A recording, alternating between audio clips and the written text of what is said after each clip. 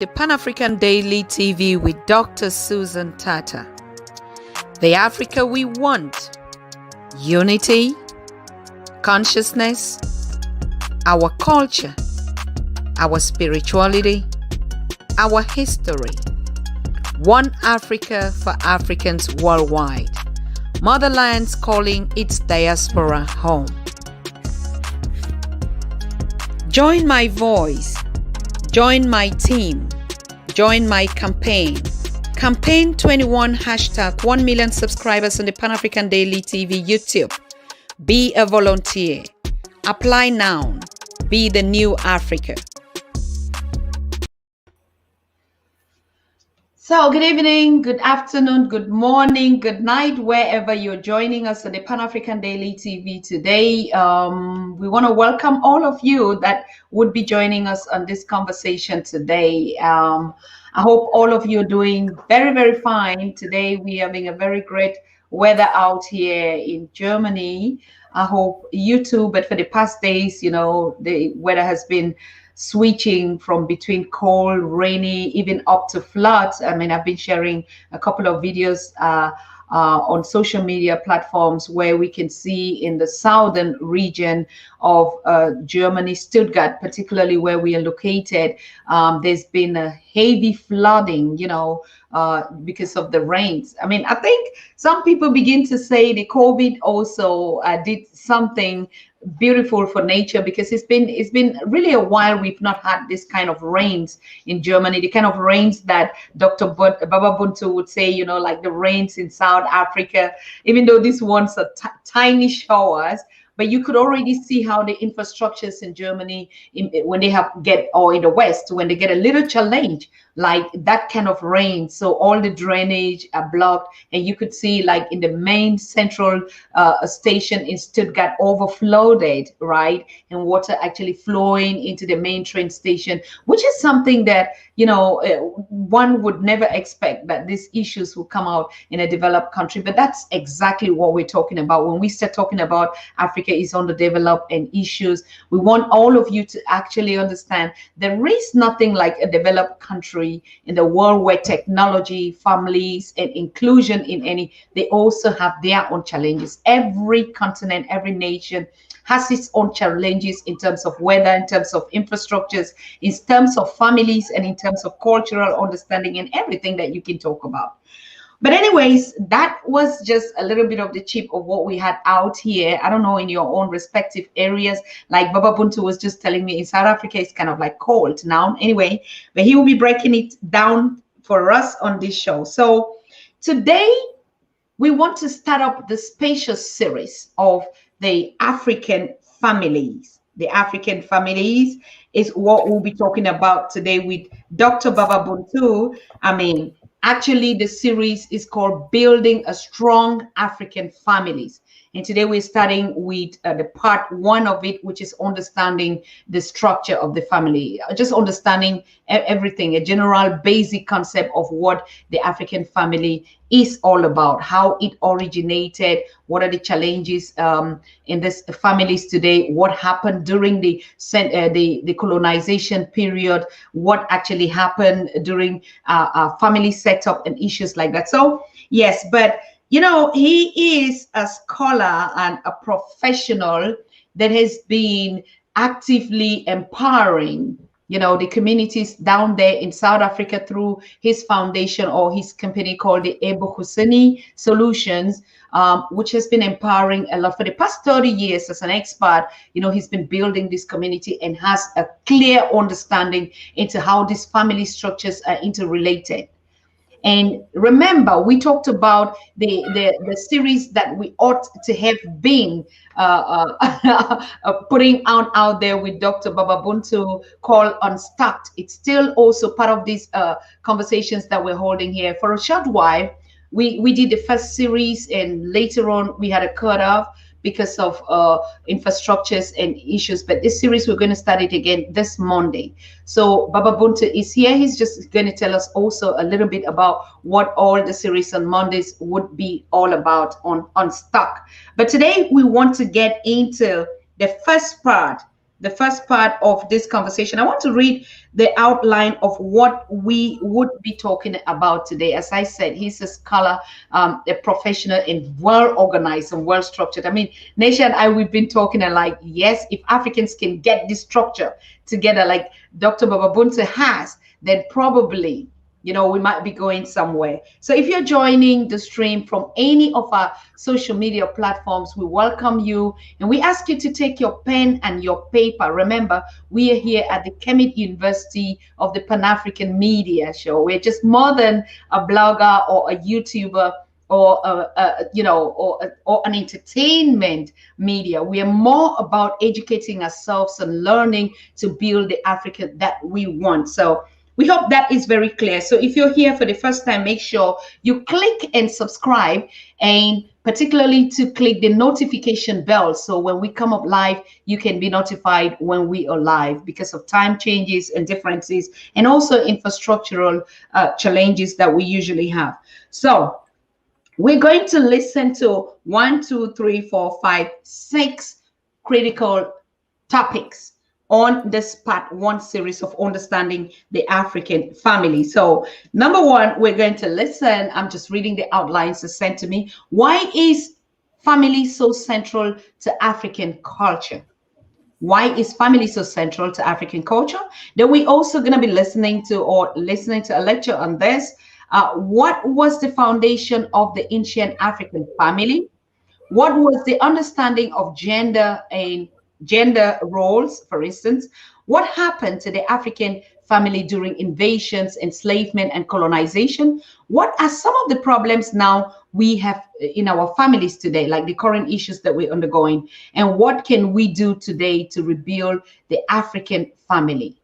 What can we do today? So we are talking about the challenges, the way the structures were, and then now he's providing, you know, like the present situation and the solutions to all these challenges in a nutshell.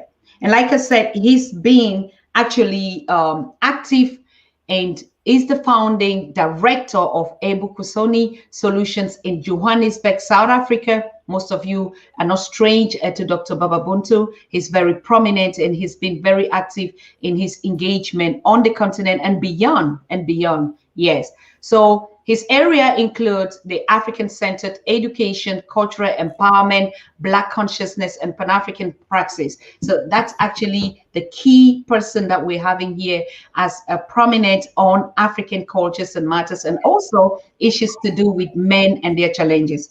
So I hope all we are connected and that we're really ready to go. You have your pen and your paper. I have mine. I'm ready also to take my notes and to learn from these lectures today. So over back to the studio in Germany, Stuttgart, with our guest live from South Africa in Johannesburg. Welcome, Dr. Baba Buntu. Wow. Thank you so much, Dr. Susan Tata. It's such an honor to be on this platform. Thank you so much for inviting me. And thank you for the incredible work that you and your team are doing. And also the wonderful people that you bring to teach us, to remind us, to really be able to stand proud in our knowledge of who we are, so that we can also form and shape our future. Absolute. It's also a pleasure. I mean, you're a part of it. It's a family thing, isn't it? It's like, you know, each Absolutely. one bringing what they have, let's say, give, you know, particularly this issue of family. Why did you actually, I keep asking the same question I'm asking you here, even. What is it that you saw that was actually a challenge, and then you said, I have to do this research and bring these lectures to you or to us? Yeah. So I think where it really begins is my own understanding and trying to understand what was happening just within my own family. And part of, and there's many beautiful aspects to my family, but there's also a lot of fragmentation. There's also a lot of things that are not really spoken about openly. There's a lot of things that raised a lot of questions. And especially when I grew up as a child and a youth, I thought this was something that I struggled with more than anyone else, because I didn't hear so many people talk about what this family disorderliness did to them. But then as I started to talk to people, as I started to observe more around me, I realized that no, there's some fundamental issues we have with family, with relationships, with our children, with our elders. And if you don't study it deeper, you could kind of make the conclusion that maybe we're not doing this so well, or maybe we're just a bit chaotic and we don't know how to handle certain issues. But then you start to study African culture, African history, and you realize that African familyhood sits so strongly in our power, in our history, in our legacy. So my question has been for the longest time, how do we bring back the centrality of the powerful African family?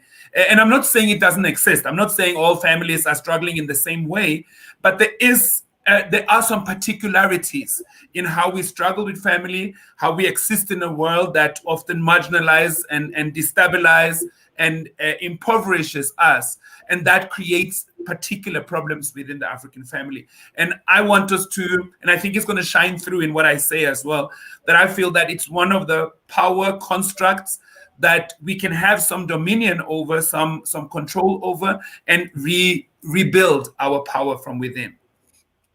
Absolutely.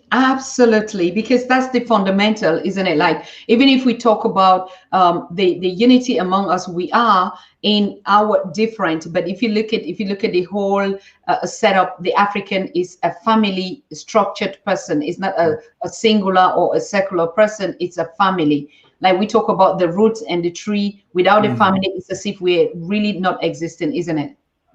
That is so true. And I think we have, just for the fact that, and I think some of us have the experience of having traveled outside of the continent and move within the diasporic world, and especially there, see how significant it is to see other people of African descent and greeting people just because you see a resonance. You see that this is a sister, this is a brother, and I'm meeting you in a place that there aren't too many of us. So at least I want to greet you, maybe even strike a conversation. And for me, family begins there in the collective. But of course, today we're going to zone in specifically on the family units where we live together, eat together, earn a living together, and also make plans for the unit together. Absolutely. All right, so let's go into the conversation. Like you said, you want to lecture us why the family is so central to the African culture. Let's just begin with that basic. Right. Okay. So let's start with, I think for us to really understand the centrality of family in African culture, we need to also understand that within African philosophy, a very fundamental aspect is that the meaning of life is to bring order into chaotic situations. So when we encounter chaos or disturbance or imbalance, our purpose then becomes to find out how can we bring order. That's the principle of Ma'at that we often talk about as a chemetic concept of equilibrium or balance of what is sound and healthy. Now, social life is also supposed, within the African context, to mirror life in nature. And life in nature is interdependent, it's coexistent, one thing relates to the other. If you uproot something, the whole ecosystem will be affected. And that's also that's the script we come from as African people. And I think it's important to say that some of the things I'm addressing now is how African family used to be practiced. And I'm not saying it's completely eradicated, but I would say to a large extent across the African world, we may not practice African familyhood exactly the same way because of what has happened to us. And I'll get to that later. But for me, a very central point around the African family is power. And an understanding of power that it's not about dominating anyone. It's not about being over somebody. It's not about pushing somebody under you. It's about meeting each other on an equal and balanced level. And equal means equally in respect, equal in the importance, equal in that everybody has something to offer, something to say, and a place that they need to operate within. So this hierarchy that we've gotten used to now, that you are more worthy based on what you own, based on how you project your voice, based on how many people you can bully into being scared of you, that's a very foreign concept to how power was understood in the original African family. And if we look at the African family in its originality. It's a primary organization, meaning that it generates and manages resources, and its members play a particular role to achieve a common goal. So you would have different roles, and I think this is where the original script of Africa differs from the script that we got to have to bow to, that was forced on us, especially by Europeans and Arabs, where they came from a very different understanding of power. They came from an understanding of power which was taking and destroying and dominating and ruling. And that was a very different understanding of power to how we understood our power construct. In the words of Dr. Amos Wilson, he says about family that it's a power system that facilitates people's adaptation to the complexities of the world. And what that means is that there's a reflection of the power within the family, reflects the power in how the family also negotiates and exists within the broader world. So if the African family sits in a very imbalanced way in the broader world, that imbalance is also going to come into the African family. So power within the family doesn't exist in isolation. It's a mirror of the power that the African family is also given in society, that it's given within the community that it's a part of, but also within the nation where it needs to play a particular role. So when that coexistence, when that is skewed and imbalanced and attacked, which we now have experienced for many, many, many years, it impacts on the power in the family. And that means that many of us may talk about the African family as a beautiful construct. And a number of us have also experienced it as very beautiful. But we also see that within many African families, there are many layers of pain. There are violations, there's disrespect, there are relationships that fall apart. There are spouses that fight each other and attack each other and have mean intentions for each other. There are children who become corrupted in their minds about how they should do with inheritance. When somebody's sick and there's a fight who should look after the elder. There's a number of things that comes out as quite chaotic and disorderly. And if we don't look closer to what made many African families disorderly, we will make the assumption that the African family cannot really stand on its own feet. We are not really equipped, we are not really mature to handle our family responsibilities. And I don't think that is the problem. I think it's much deeper. So I would say when there's order in the family, culture becomes powerful. And when there's order within culture, families become powerful. So there's a very symbiotic relationship between culture and family. And I think it's important to say that, especially in a time where many African, especially young people, but I think also adults across the African world, to some extent find it difficult to relate to African culture. They may say they are proud of African heritage and African customs and African expressions of culture, but many young people, and I see this across the continent as well, may at best be a bit confused about what culture is supposed to mean in today's world, and how it is functional within the challenges that we're facing now. And maybe in a worse sense, end up feeling very unhappy with certain cultural norms and expectations and ceremonies, because they don't see a role, they don't understand why they're supposed to sit like this, wear like that, go like that. And that means also that the cultural script, to some extent, has been corrupted. We practice certain norms and values and ceremonies in ways that they have differed from how they were originally meant. That's the purpose they were supposed to serve. And that's something that is an example of what I just said. When there's order within the family, culture becomes powerful. When there's order within culture, families become powerful. So when there is that imbalance, we will see that it becomes a discrepancy within culture, but it also becomes a discrepancy within the family. And what is the family itself? And I think when we talk about the African family, we talk about several things.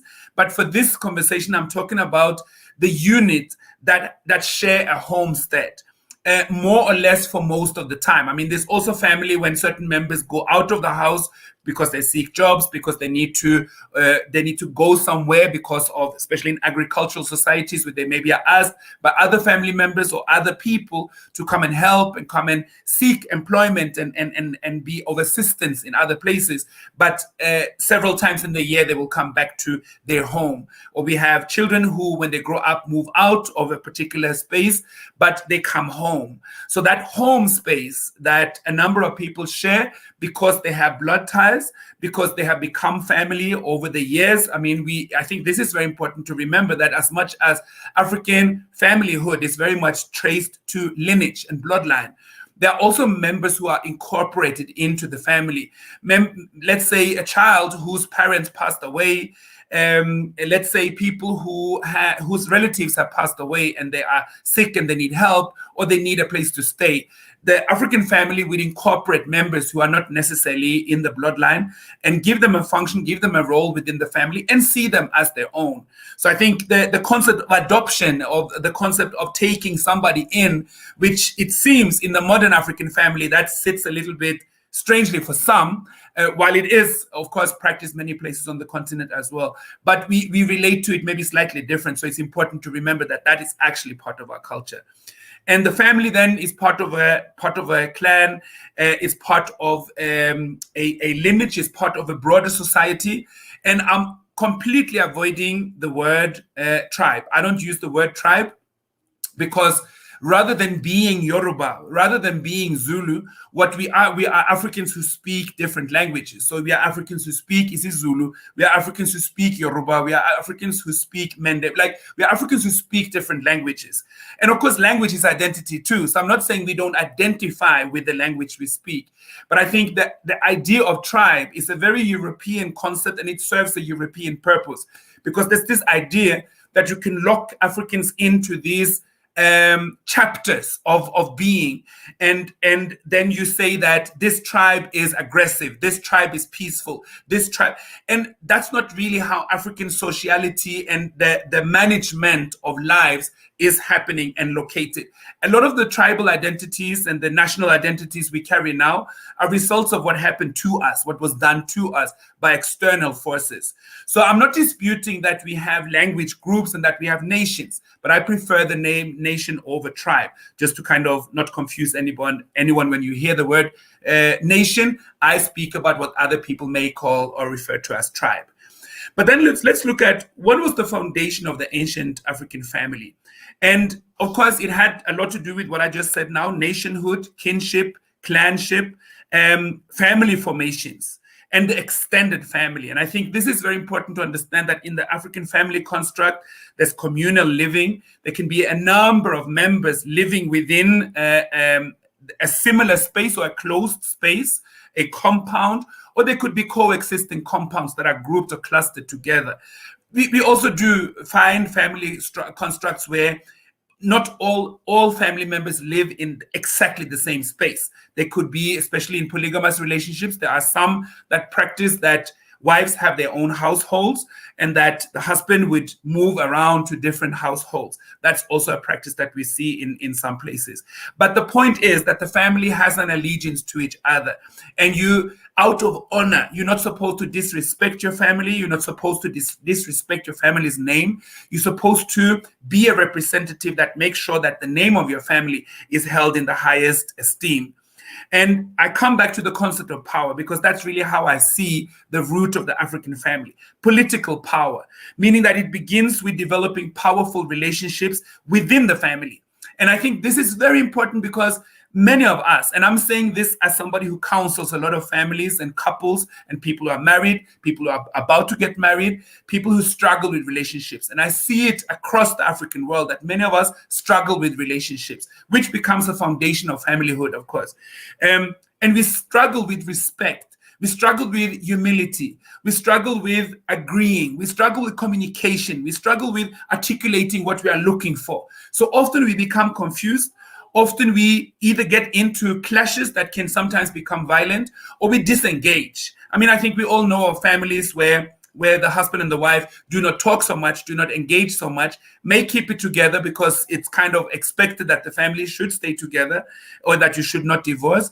But we can see and experience that the finer textures and the atmosphere of closeness may have evaporated and no longer exist. Economic power in terms of developing wealth creation for the family. So the family, and this is important to understand as well, because often when we talk about family now, it begins with questions of ideas of romance, a Western concept that I think is very destructive and it sidelines us from what we should be looking for. Yes, we need to look for kindness, we need to look for care, we need to look for loving aspects of being, of course. But the idea of romance, this idea of that there's going to be these butterflies all over the place and you're going to be swept off your feet and all of those things, kind of those are games. And I think as African people, if we look at the problems we are going through right now, we don't really have time for games. We need to be very serious. And that means that young people who, of course, are very susceptible to these ideas of romance, I guess we all are, because these ideas are militantly pumped on us every day. I mean, how many R&B songs do we know? How many films have we seen with romantic ideas? How many of them also makes us go to an emotional place of saying, I wish I could have something like that. So it does affect us in a certain way, and we often look for that when we want to seek a relationship, and we then get into ways of seeking that satisfaction that often are based on issues around intimacy, sexuality, that vibe.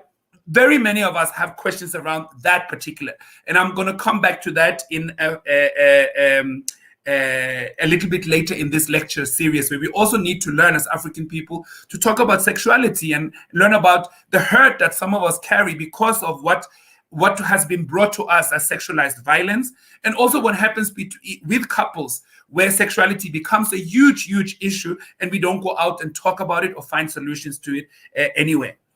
Cultural power, meaning the African family is supposed to educate the child. This is the first learning institution of a child. So you are supposed to learn that you are an incredible being. That's number one.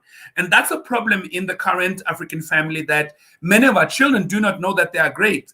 They may know that they are great when they have satisfied us as parents with good grades.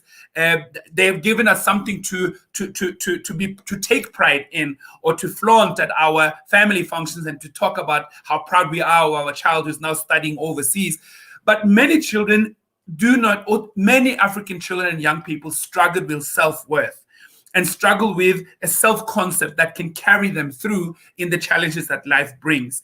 And this starts with family. So within the African family, we often are a bit shy and do not know how to talk about race. We do not know how to talk about colonialism. We do not know how to talk about economic exploitation. We do not know how to talk about complexion and colorism. Now, these are issues that many children and many young people get to experience on their own without much tools, without much insight. So it comes as a complete shock when you may be teased for the way you look by other African children. It may come as a shock when you realize that you represent somebody in this world that is linked to disempowerment, poverty, starvation. And you realize that as you engage with the world, you feel that you don't have so much to offer. You cannot take so much pride in your history because you don't know it. So that's what family is supposed to do. Give you your history, give you your culture, give you tools to navigate in this world. And lastly, also spiritual power. I think it's important to understand that, especially as an agricultural continent, we took our understanding of power from what we saw around us, the order of nature, how there's seasons, how you need to be part of something, not just come in and dominate it, take it, cut trees so that we can have a way. Actually, the African approach to nature is to negotiate. So even when you need to slaughter a cow or cut a tree, you negotiate with that spirit. You talk to that spirit and say that we need to create some space here. We want to build our family. We ask our ancestors for permission. Now, in the Eurocentric value system, that sounds completely ridiculous. And for some of us, the way we also have had our minds terrorized, even to some of us, it sounds strange. So then also that family is a customary governed entity for growth and expansion. So the idea or the purpose of family is not just to be in a relationship because of romantic ideas. It is to build something. It is to serve a community. Is to make sure that your family is also representative of the people you are part of. The values within family are sacredness, to be able to see yourself as part of a bigger picture, to work for a bigger collective, and also this constant elevation of wisdom. African culture, in its indigenous script, had an incredible expectation to every African young person that they should climb as high as they could in the ladder of wisdom. So wisdom was something that was a very, very central aspect of becoming a human being, and the family would be the first conduit to do that. Maybe I can also go into the question of what was the understanding of gender and gender roles? And I think it's an important question to mention, because today we struggle with what our gender specific roles are. And very often we have that discussion through how we have been completely confused about gender constructs that come from Eurocentric and Arabized patriarchies. So within patriarchy, there's a particular supremacy that is given to the man. Whether he's a good man, whether he's an intelligent man, doesn't really matter. The fact that he's a man, and especially when he's a man of age, just takes him to the top of the chain. And women have to listen, women have to bow down. Children do not really have much to say in the presence of that man. In my book, and when I study this, I find that this is not a script that used to be us. But I want to admit that to a large degree it has become us, because we have taken on or been forced to take cultural and religious scripts that were forced on us from outside, and where these notions sits very strongly. So when we, for instance, think of ourselves, and we do that as African men now, we think of ourselves as men who are slightly a little bit more important than men and women. We are more intelligent, we are more present, we need to make decisions. Women are very emotional, they're all over the place, and you can't really trust them. We may not always say that, but deep down, many of us, we act like that is the truth. And that is not the script of Africa. That is not the script how African gender roles were seen. Because the West, okay, let me just say something about the West then, because that's what we live with to a large degree right now, sees male and female as two opposites.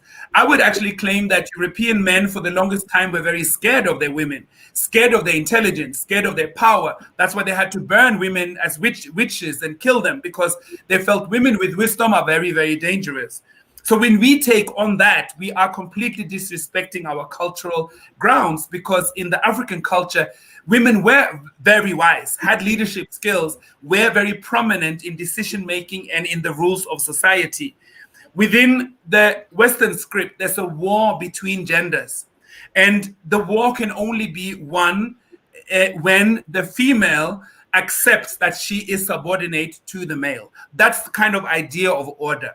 I'm not saying that every European person necessarily practices it that way now, but in its origin of how Western culture saw itself, that's what it centered very, very deeply in its cultural understanding and knowledge. Now, in the African culture, the way we used to practice this, and I want to suggest that people look for two authors that I think have written very beautifully about this. One is called Oyeronke Oyewumi, Oyeronke Oyewumi, and the other one is called Ife Amajume. Ife Amajume. These are two African Nigerian scholars who have studied Yoruba society and Igbo society as an example of ancient cultures. And they find that the gender script in Africa was very different. So for instance, if you think about it, and people can now think about their own languages and what people are called, you know, in English, we say mother, father, uncle, auntie. In many of our languages, there are ways to describe a paternal mother, meaning that there's a male figure in the family who has an uncle function, but also plays a very caring role for the child. Similarly, on the female side, there will be maternal fathers, meaning this is a woman who also needs to do masculine duties for the child.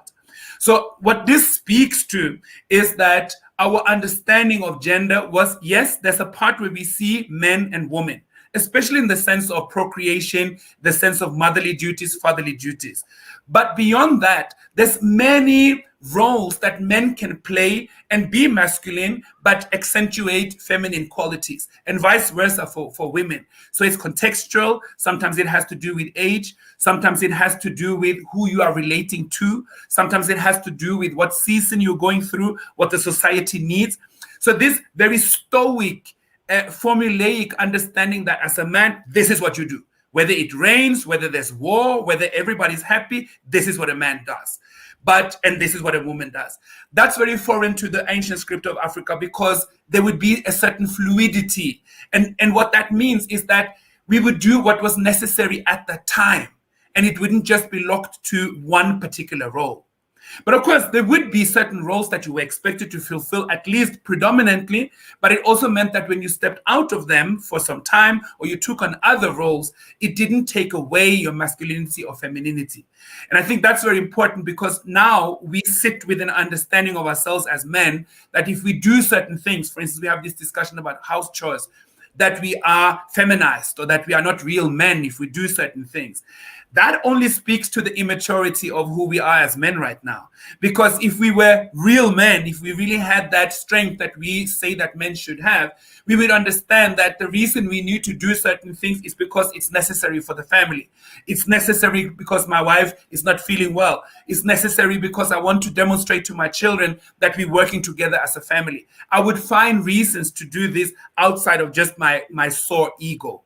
So I think understanding even matrilineal organization in ancient societies is very important. So matriarchy, in the way Africa practiced it, we're not saying that it was the opposite of patriarchy, meaning that women were ruling with a harsh and dominating force, which kind of patriarchy has become. Not kind of, patriarchy has become. Matrilineal societies would mean that women played a very central role in social organization, in cultural meaningfulness, in inheritance, in decision-making. Sometimes the woman would be the speaker and the mouth and the voice of what needed to be said, but sometimes the woman would be the one who ordains a male leader and also strips him of his leadership if he mismanages his task. So that means a lot of power was sitting with women, but it didn't always mean that the woman was the one in front speaking, holding the space. Sometimes that was a place that was expected for men to play in, but with the acceptance of, with the ordaining from, and also with the discipline from women. So when we look at this, we also see that we lived quite a different script than what we have gotten used to now and call normal. And I think it's important to remember that when we get into these gender wars, because right now there's a lot of hostility between the African man and the African woman. There's a lot of hostility, there's a lot of bitterness, there's a lot of resentment, there's a lot of violations or threats thereof. And we carry these colonial wounds and we keep acting them out in the space that actually should be our fortitude. It should be our sanctuary. It should be our place of feeling so incredibly good about ourselves and about our abilities and what we possibly can do, which is called the home. That's what the home should represent. Should I continue, or you want to come in with some comments?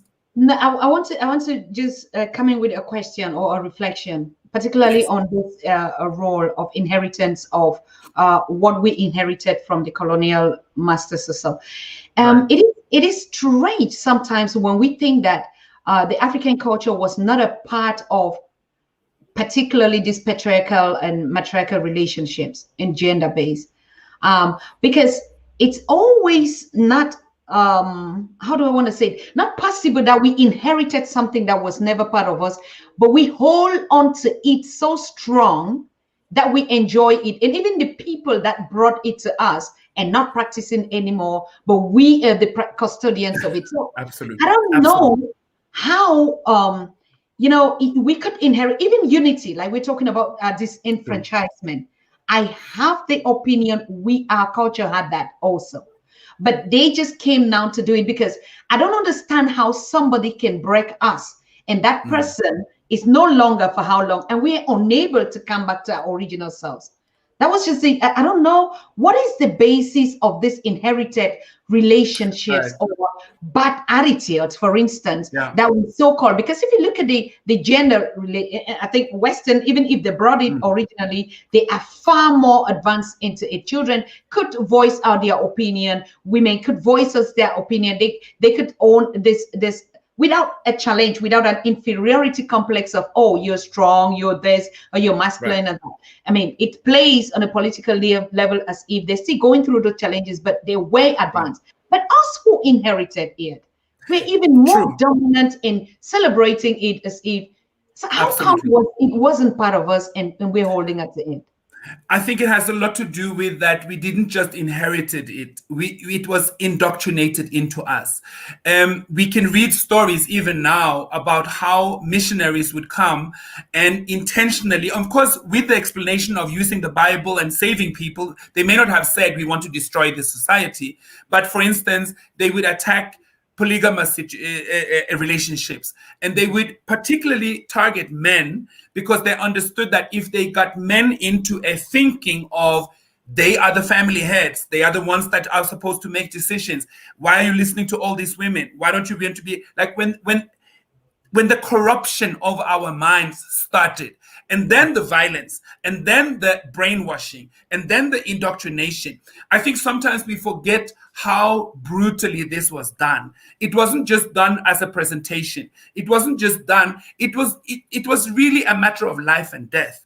And remember that some of us probably would have chosen to say, I don't really believe in what these people are doing, but it seems we can get some work. It seems like we can own some trade routes. Let's just try. But obviously, I'm not really going to follow it. But then we get into it, and then before you know it, you're also passing it down. And I agree with you that we are passing it down in a very violent, harsh, and stoic way. We now claim that this really is our heritage. We don't Correct. even think of it as something that was brought on us. We defend it. We are upset when people criticize it, and we Yes. call them now westernized minds who want to liberate women and want to, like, we claim that is Western now. This is Exactly. completely, it's so messed up. It is so messed up. And I think we need a lot of maturity to go into this, to peel back layers, to really study. And the problem is, we can't even just go to grandparent generation and learn the real script, because they have also practiced this for a long time. They were taught by their grandparents, again, a very similar script. So this has been with us for a long time. But I think that's why I recommended those two books, because these are people who have really gone into to look at the intricate underpinnings of societies and found out, for instance, one thing, just an example of how gendered the colonial world was brought on us. So, for instance, within our cultural script, there would be names of powers. So, for instance, within Yoruba tradition, within Ifa traditions, there are different deities and different orishas. So, when Europeans would hear about a orisha that, for instance, was the god of thunder, now in their mind, that is a male, because it's strong, it has this voice that speaks, it has this power. So to them, that's male. And then they scripted that as a male god. And then over many generations, we started to relate to that spirit as a male spirit. But it wasn't originally just a male spirit. There was a duality. That spirit could come out with feminine qualities and with masculine qualities. Remember, for instance, one thing that we notice in some African languages is that, maybe I will say, I spoke to Susan, and he is such a nice woman. And he said, what do you mean he is a nice woman? Like, why are you confusing it? You mean she. And what that means is that sometimes in African culture, to define gender is not always the most important. So sometimes there are dualities within concepts and relating to people and relating to things around us. Within the European script, we learned that everything must be gendered.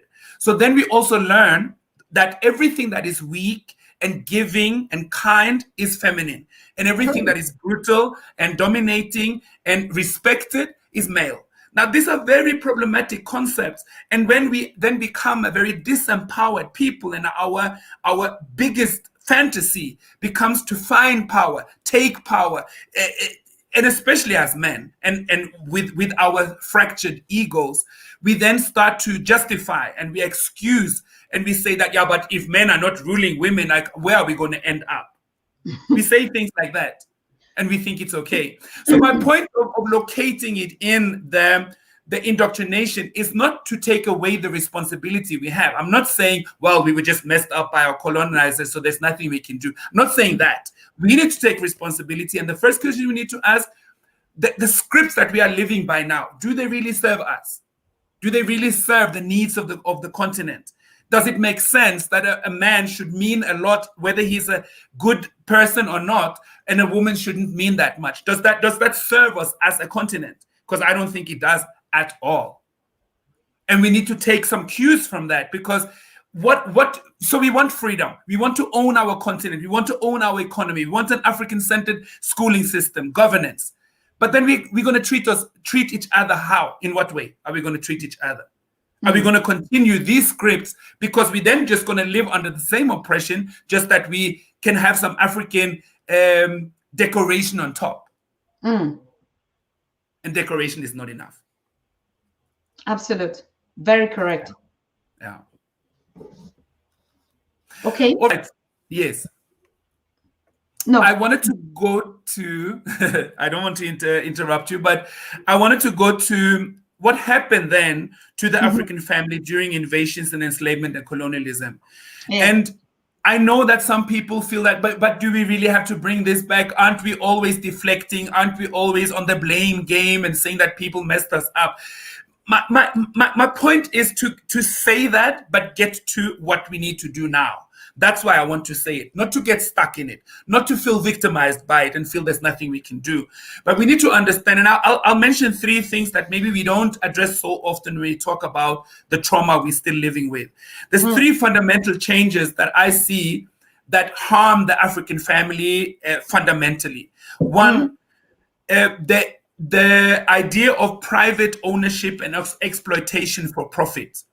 When the idea that you can own something just because you have the money, just because you can speak with a voice that makes other people scared or feel they don't have a claim, the idea that you can almost do anything and almost anything is justified as long as it makes profit.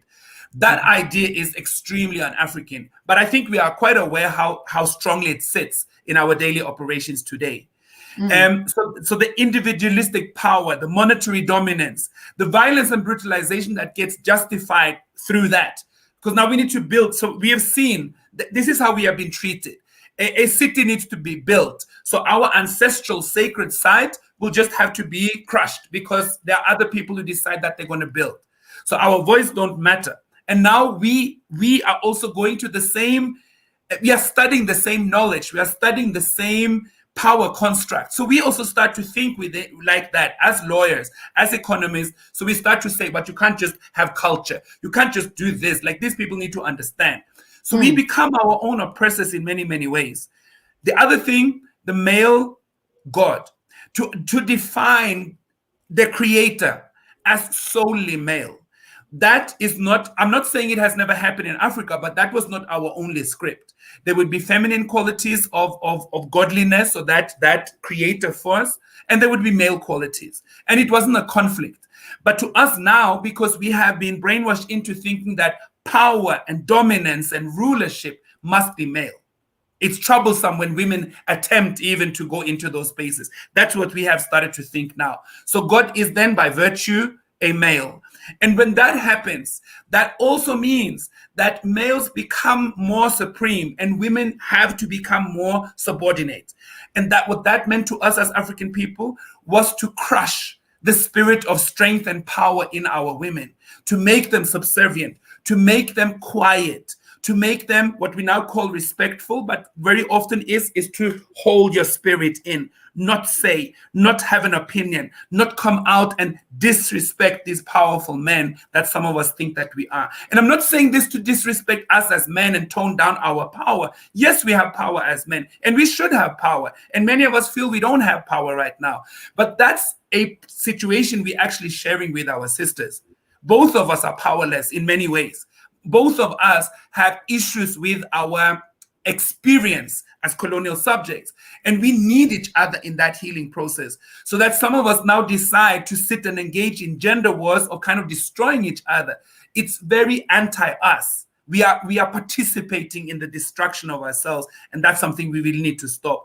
And the last part I wanted to mention under the changes that happen from our invasions and colonialism is also the destruction of the African family unit. So for instance, and I know that there are many stories around this, but just to illustrate how that happened in South Africa.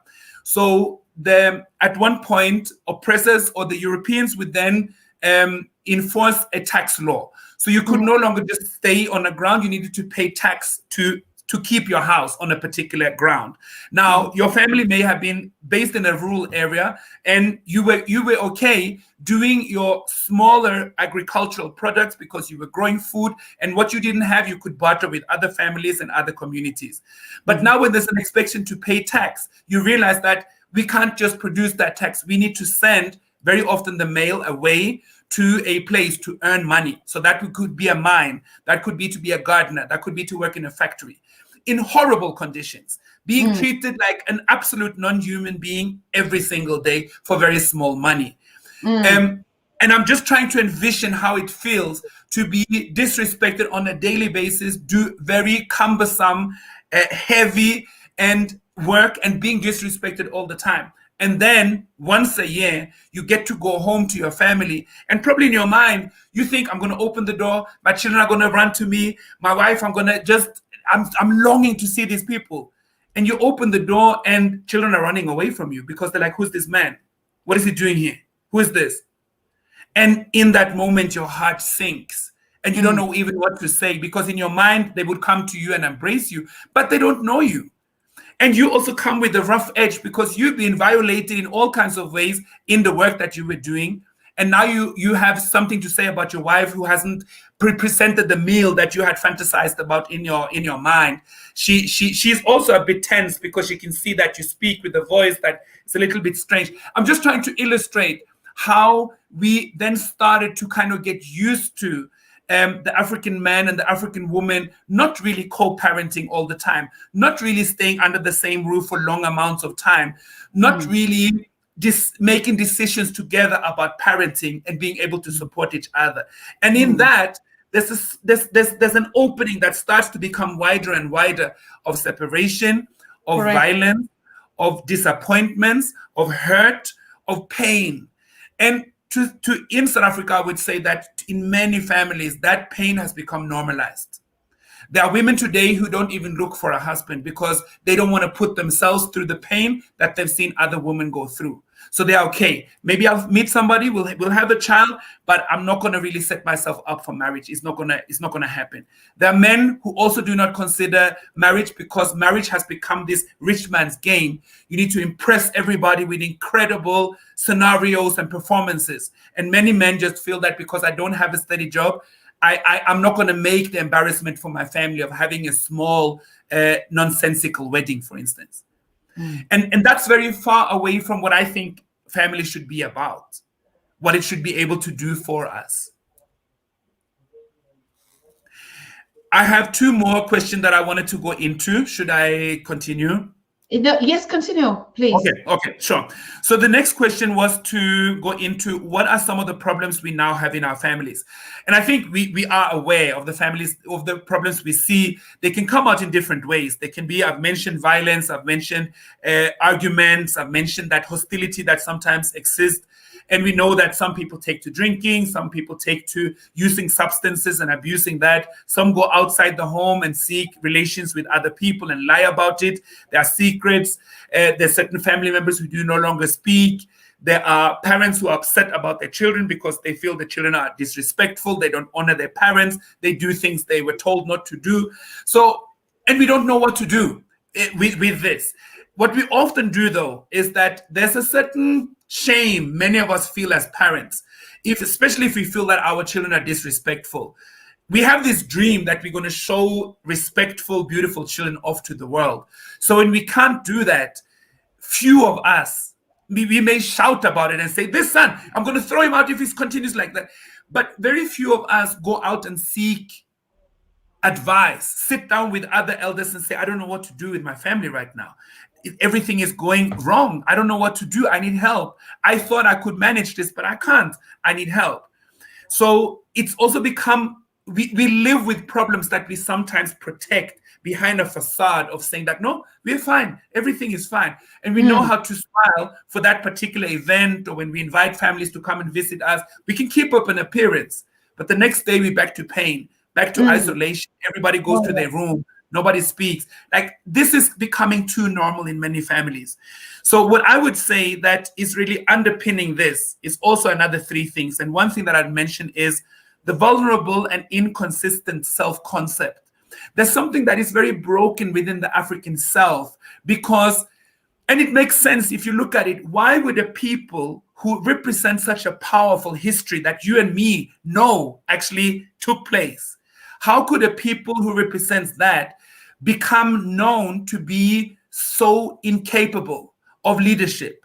Like, think about African leaders today that everybody respects and hold up as the epitome of leadership. Very few. And does that mean that Africans are not capable of leading? No. But it means that we have, when I say accept, I don't mean it's just accepting. It's also, of course, a result of the force that we've been undergoing. But we now also lift people up to the top as leaders who are toxic, who are broken, who do not necessarily carry the leadership in a very beautiful and building way. It's kind of become part of a certain, and this is what I mean when I say this vulnerable and inconsistent self-concept, because many of us struggle with self. Many of us are asking this question: who am I? How do I find validation for myself? How do I know who I really am? How do I, if I'm now an educated person, should I still go back and observe culture, or does this mean I've kind of gotten to a better level? And if I'm going back to my cultural knowledge, I'm going back to what is not really civilized anymore. Some of us are struggling with these questions. Another thing that we struggle with is also the unhealing of the Black body and the soul. And this is something that I feel very few of us are really thinking about. And I think the people who do think about it are Africans who are born on the continent but move to the West and gets the experience of being confronted with how their appearance is being read. You know what I'm talking about when you come into a certain meeting, or when you come into a certain place and people are shocked, or people don't know what to do, and people are surprised. Who are you? Like, what are you doing here? And you have this hostility that you know is only about how you present yourself, the way you look. On the continent, obviously, you are surrounded by Black people all the time, so it doesn't necessarily sit as strongly as when you actually go outside of the continent. But there's still a imbalance in understanding, how do we undo the marks of violence? How do we undo the deep resentment the African woman can feel towards African men? Because we were not there to protect African women. We were not there to make sure she was not hurt, she was not violated, she was not raped, she was not taken away. We were not there. And maybe in a similar way, we are also carrying a certain resentment to the African woman who seem to no longer really understand us, see us as an enemy, and sometimes also in a blanket way say, you know what, African men, I'm done. Because so many of us have exhibited troublesome behaviors on some women, and they then shut us down. And now we are upset about that. So we sit in a very uneasy way within our own bodies. We may be able to mask it. We might be able to create a presentation. And I think I'll come back more to that when we talk about particularly African men. But I feel that many of us as African men, we learn to perform. We learn to perform, and the rate that tells us if we are successful in our performance is if people believe our performance. So, for instance, if I then become angry and I shout or I threaten and I move towards a woman and I can see she's backing out, that means that she's seeing my power. Now, this is a very difficult relation. This is a very harmful way of relating to each other. So violence sits very strong with us. Think about, how often do we hear about people dying on the African continent and in the African world? And how much does the world really pay attention to that? Africans die a lot, and we're getting used to it. The black body doesn't live very long. It dies. There's like almost like a script of death that sits with the black body. Think about black men in the United States killed by police, and we're no longer even shocked because it happens so often that we get used to it. This is discomfort. It's so we say we're black and proud. We say I'm so proud to be African, but we're also speaking out of bodies of experience that still carry the scars of being completely invalidated, completely dehumanized. And we haven't found the ways to heal from that. We have just said, let's not think about it. We can't just live in the past. That's what we often say. And I'm not advocating we should live in the past, but I know that in order to go forward, we need to deal with what sits in our past and is still with us. Yes. And I think the last thing I wanted to say about that is also our misconception of power. And I said it in the beginning as well, that we have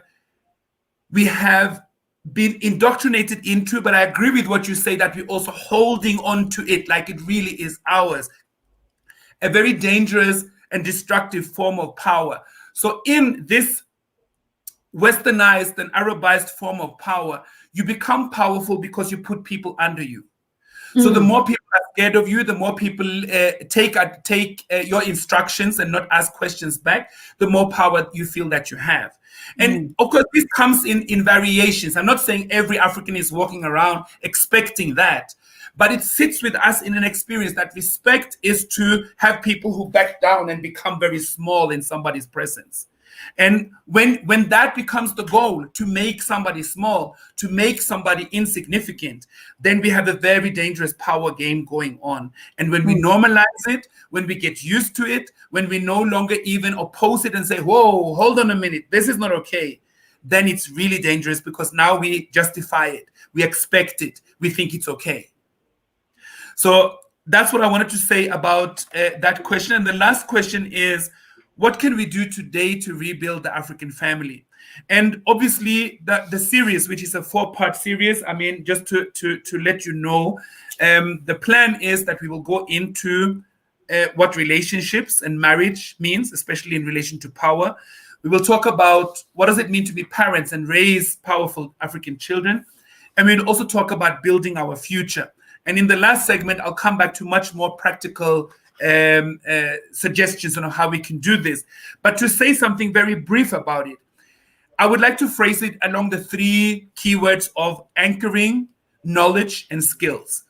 And just to exemplify what I mean by that. So when I say anchoring, I mean that especially within the space of family, we can actually do some rebuilding of the foundations, meaning that I can do, just to exemplify, I can do some work on myself as an African man. I don't need necessarily money for it. I don't need the whole world to agree with me. I can make that decision on my own. So I can deal with my traumas. I can deal with my pain. I can deal with finding out, am I a good man? Am I shaping myself to be a man of values? Am I critical to myself? Do I listen to the criticism that I get? So that also I can elevate in my understanding of who I should be. And then when I meet a woman, I'm also looking for a woman who I can be, when I say compatible, I don't like that word, but you know what I mean. Somebody who's also seeing the world in a similar way, who also keeps working on herself, who also can have that conversation. What has our past done to us? Why are we uncomfortable with culture? How do we deal with the world we live in? And that is part of how we date and how we get into courtship even. I think that sets you up for a different relationship, when instead of just looking at, are we compatible based on income bracket? Are we compatible based on our professional careers and the diplomas that we have? Or do I like you because you fit a certain purpose? You look in a certain way that I would like to have you on my arm because I know other men are going to be jealous. And some of us actually do those things. And I think that's something we can take ownership of, rebuilding ourselves, and start the foundations of families where we can manage what we need to deal with in a more mature way. The second one, knowledge. And what that means is, Dr. Susan, I think as Africans, we need to read a lot. Like, you cannot not read a book. You need to read books, and good books. Good books that teaches you about African history, gets you to understand African politics, gets you to understand what African leadership has been, has become, and should become. And those are, we need to have holistic ways of remembering.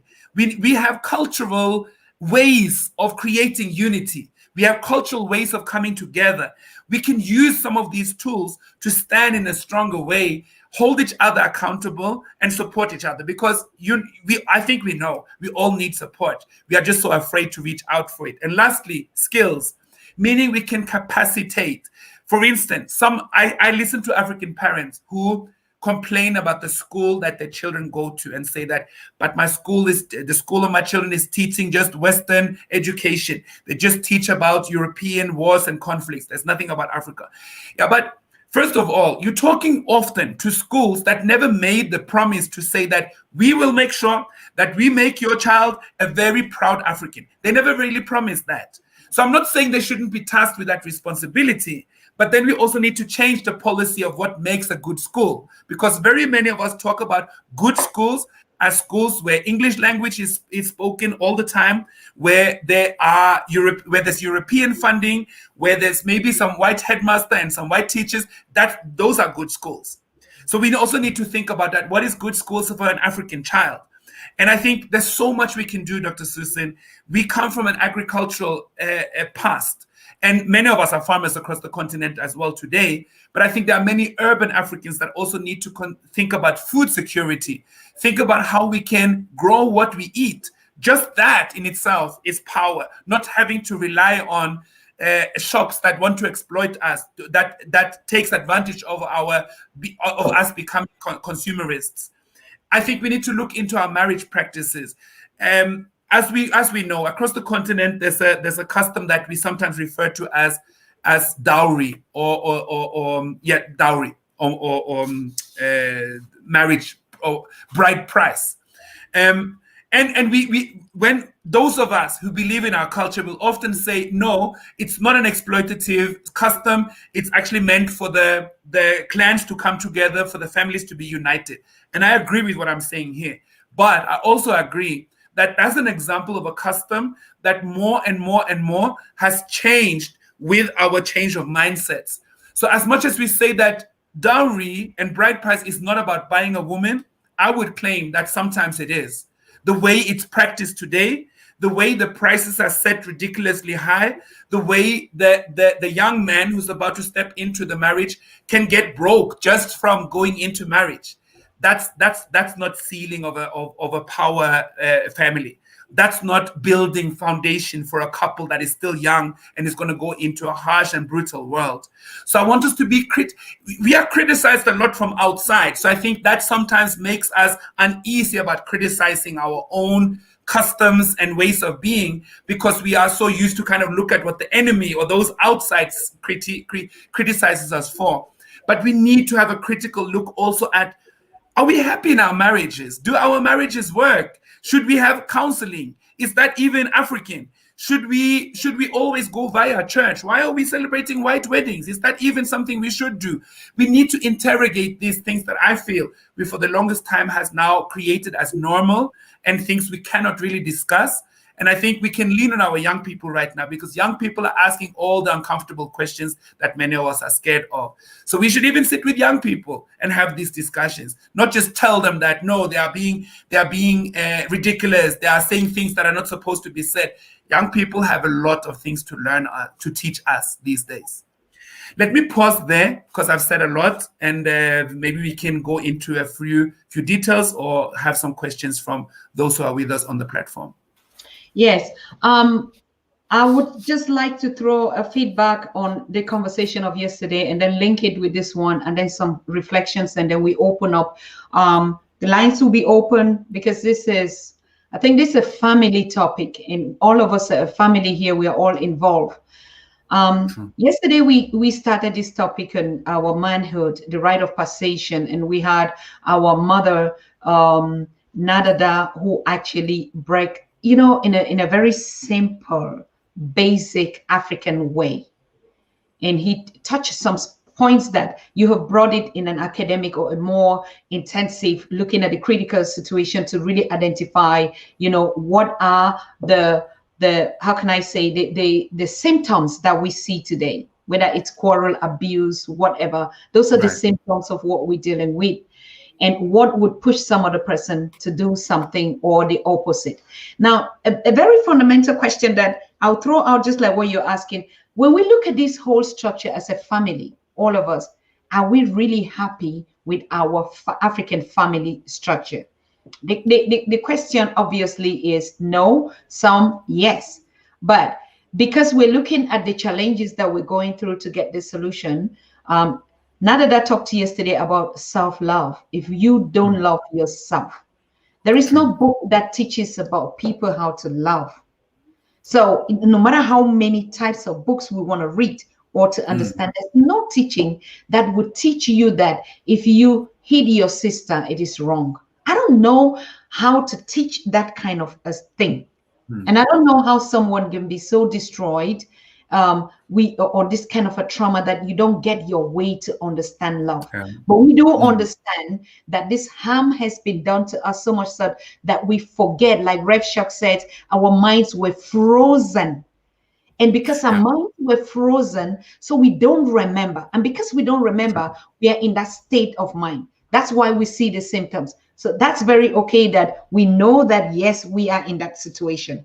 Now, we come to the issue of practical, basic things. And I'll be open up the line. I think, to be honest with us, you've made a point. The men were targeted. And even till today, we understand that our men are the most targeted through everything, killings, division, whatever traumas they go through, we also targeted. And because the men are targeted, then they bring it up to us and then they pour it at home, this frustration, this you know. So if that is the fundamental reason, why do our men not recognize just one single thing? Let us just align behind our women and just put them in the front and support them and give them the energy they need. Because we know that our men are targeted, but we cannot even fight the oppressors because we're fighting the men that is bringing the trauma and then fighting the oppressor. You see, you understand how difficult it is. The African woman, the queen, knows that the king is, you get my man, you get me. It's of course, it's a fact, right? So I'm like, not covered, but I'm strong enough actually to get that cover. But I don't want to be that woman. We belong to each other. As a matter of fact, it's not I want or you don't want. We belong together. It is not a choice. It is like that, right? Sure. So if we know these simple things, why don't we just go to the village setup to just say we understand that is a challenge? That's why I was saying that it's as if we enjoy these privileges and we hold to it. We don't want to leave it. And I need to appreciate even the men that are coming up to say, probably we should start teaching about manhood. The mother should start teaching. And what you're doing is incredible, teaching this aspect of how do we let go? How do our men not feel challenged by thinking that if a woman plays a role, I am challenged, I am inferior. Who tells you that? There is no queen in life that ever looks on this, underestimate the power of his king. On the contrary, we are so happy and we're so protected, we're so proud that every woman goes up and sing the praises always to their king. We never even celebrate us. There is no way in the feminine world. That is a fact. I'm talking now from the point of not just a mother, but how this rolls from typical example. The only woman you see happy is when they know that their king is in control. That's a fact. We never would show off that we're the men, we're the women, or we're the one doing this. A woman, I saw it from my mother's, from my grandmother, they would take their money and hide it and give to their men to pay everything. I mean, the man has to show the face, I'm the one paying. But the woman is the one putting in that money in the background. We had never been in the structure where the woman thinks is. So where is this idea coming from? And we don't give our husbands that. We don't give our men that impression that, oh, we want to sit at the front seat now. It is a mentality, like you said, a culture that our men have inherited, but they love it. True.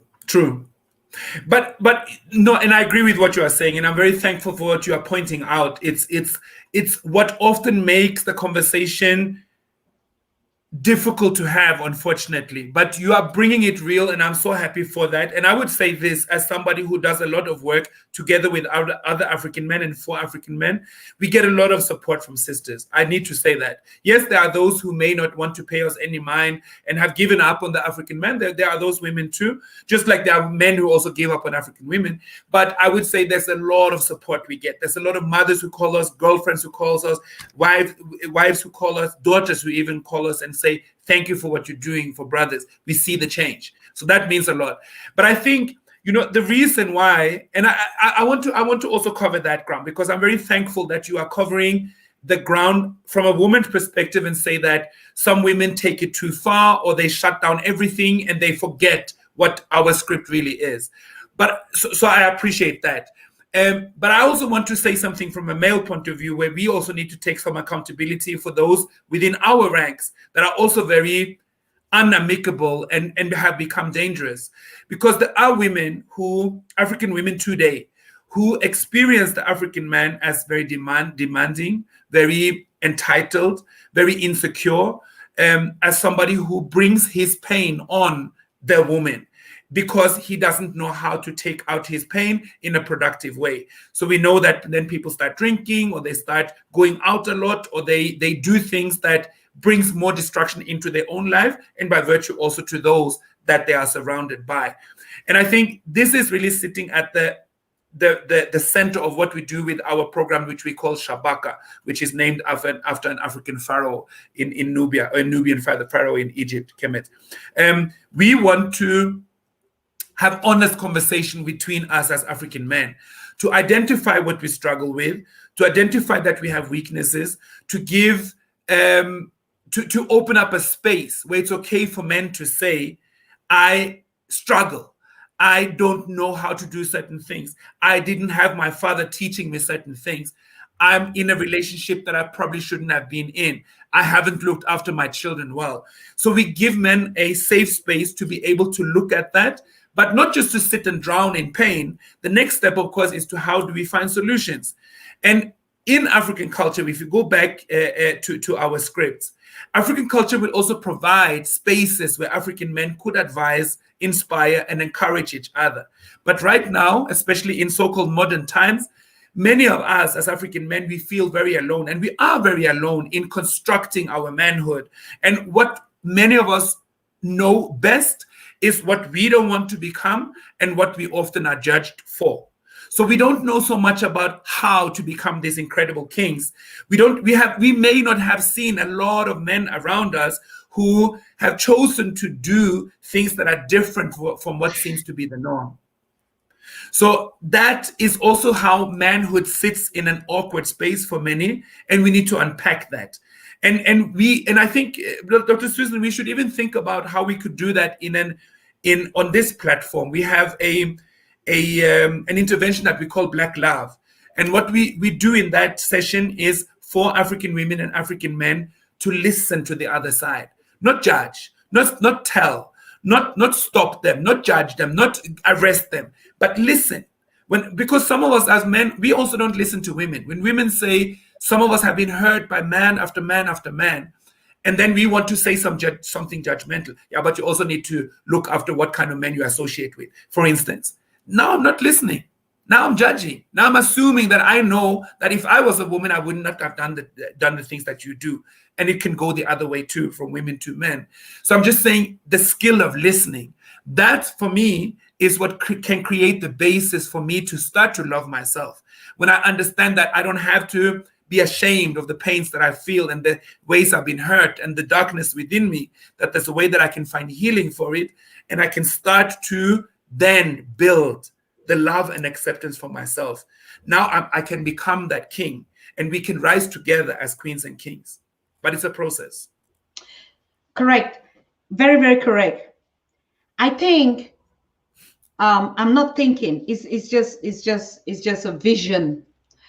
Our continent is weak. We as a people are weak because we have not recognized and valorize and appreciate and be thankful for what the role of our mothers, I'm talking of, is Now, if you take the structure of motherhood, a man grows up with a mother.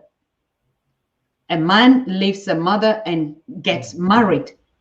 Marriage, you're not married to a wife, you're just married to another mother. And that's why I keep saying, probably when we start distinguishing just woman and motherhood, it makes a lot of sense for us. When a man, even in an African culture, goes and marry, and you don't marry to another gender that is a woman, you marry to a mother. You don't go to marry another man. That's the first point. Exactly. So even if a man leaves another woman, you're going to another woman. You're not going to another man.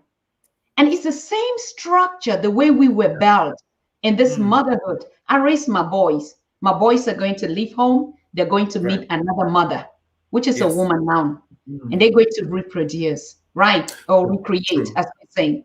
So it is very understandable that you cannot become kings by making yourself kings, by putting it in your mind that we are kings. It's the queens that make you the kings. The same thing. We can just become queens. The kings make us.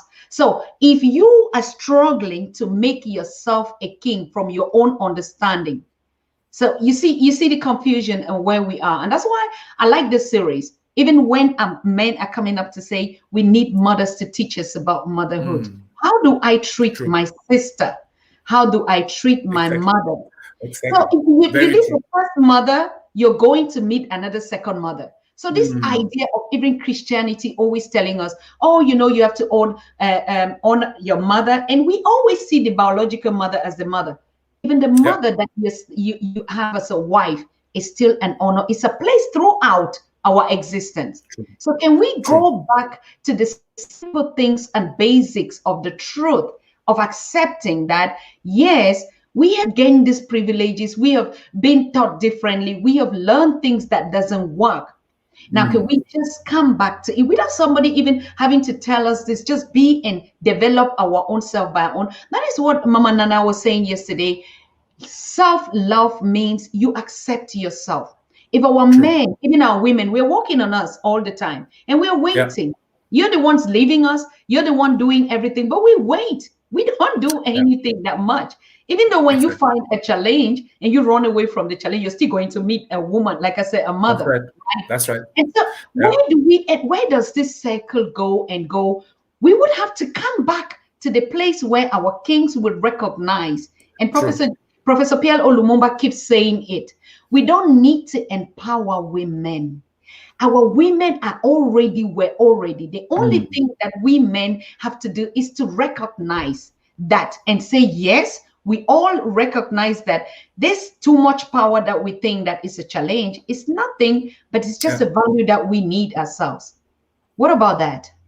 No, I agree with you. And I think that's why we have engaged in particular interventions for African men, not to single men out as the problem, but to single men out as the part of the community that haven't found a space to reflect, to introspect, to think about how we want to shape our role differently, what we need from women, how we can empower and be part of women's strength.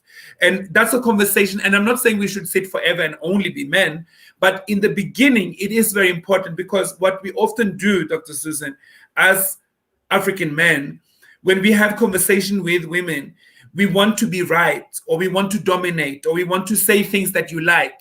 So we may not always be honest. I see a number of men who, in these gender wars and in these gender conversations that we have now, which I think many are very problematic, but I also understand why they have gotten to this point. Some of us as men, we have just decided to be quiet. We don't say anything, or we just say a few things that we know are gonna harvest some applause, but we don't really engage. We are fearful. We don't know what to say. We feel that everything we say is wrong, and in that we end up not saying anything. So we also need to learn to talk, and we need to learn to talk honestly, and we need to learn to take accountability for some of the things that we are not fully equipped to do, or that we are insecure about. And then we can stand together as African women and African men to really co-create. And I think when you say, when are we going to start doing this? And this is what I'm working with on a daily basis, Dr. Susan. So I work a lot with young men, and my wife works a lot with young women. And sometimes we also come together, of course. But I work a lot with young men to help them to rescript themselves, to find tools to work on what is problematic and what they for a very long time have hope that never going to come out, never become a problem, but it is. And I think we have had problems like this generationally, but I think our younger generation right now sit with a heavier burden in some way, with depression, with suicidal thoughts, with meaningless existence. And when we think, I gave you good school, I paid for this, I gave you this, and here you're sitting and now you are going to be depressed? Nonsense. What is this? Like we because many of us, we suffered through this and somehow we survived it. Somehow we didn't really sit down and have anyone to talk to, but we kind of survived. But it also came at a price. And I think we need to recognize that. And I think in that, I think we young people actually, and this is what I see all the time, Dr. Susan, they really want to talk to us. But sometimes we come off judgmental and as if we don't know how to listen to them or sit down with them. I know brothers my own age they wouldn't probably say they are scared of young people, but they're uncomfortable. Young people are disrespectful. They don't greet. They don't say anything. Like they are nonsensical. I don't have time for this. And they don't know how to reach out. But when you can reach out, you will hear incredible stories. You will hear of pain, but you will also hear of hope. You will hear of destruction, but you will also hear of incredible, untapped talent and ability. And that for me is the re-scripting that we need to do. Correct. Absolutely. Thank you so very much. This is a very important, crucial topic, our dear followers and listeners. And you can already see it's some of the things that it dips so deep. It hurts most of the time to hear, but it's also a change management process. How do we leave those things that we've been used to and that we kind of find comfort in them? How do we separate and really divorce from this kind of agendas that we're being brought into our own circles? Some of them we have enjoyed it. It's become part of us. How do we go back to but we know that even though we're acting like we're enjoying it, it's a pain in our relationships, in our African family. It has broken that essential unit that our brother, Dr. Baba Buntu, is talking about. So the idea is, where do we start? Now, everyone is saying it, you're saying it, it's the future. We need to give it to the future. We need to hand over the battle. But I keep asking myself, you talked about the education and the youth.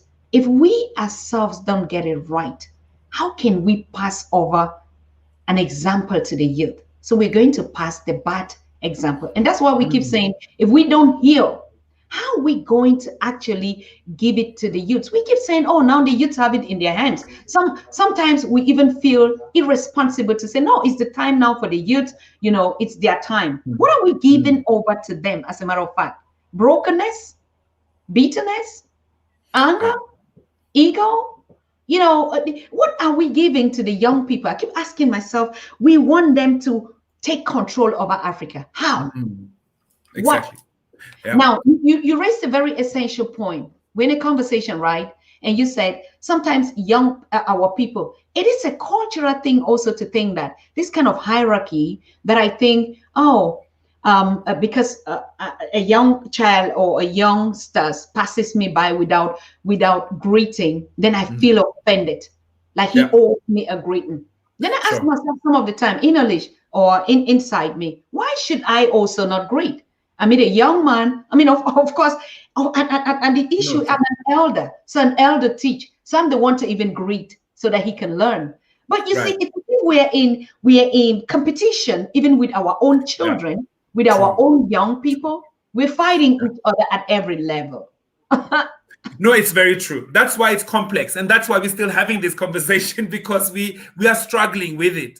But I find that I think there are more parents today who are willing to learn more about this and to go into a space of self-introspection, because that's really what it takes. Because obviously I want to think of myself as the greatest father, but I may also have to listen to another view.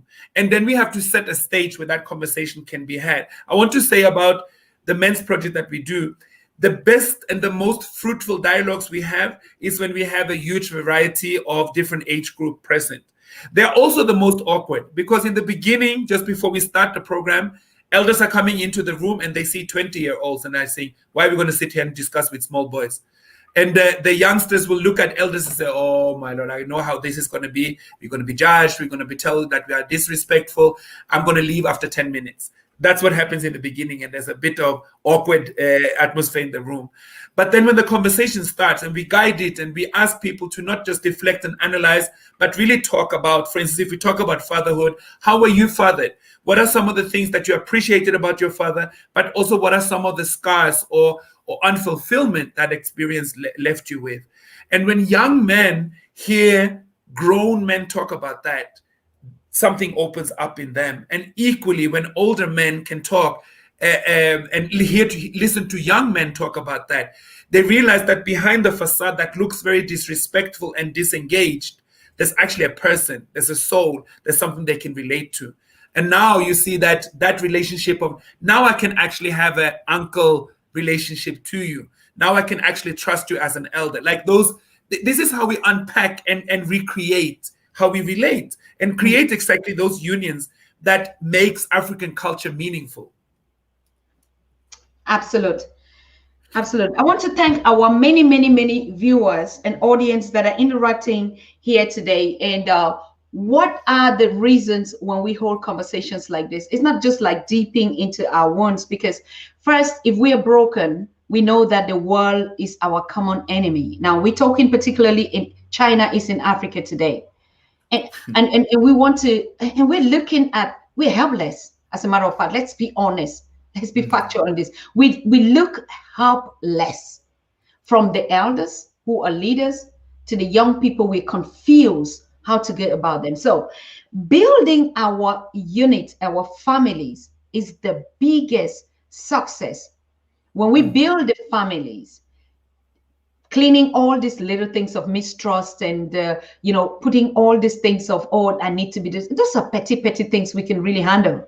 But if we look at China in Africa today, and if we don't build our young people, giving them the bravery that we expect of them, how are they going to defend?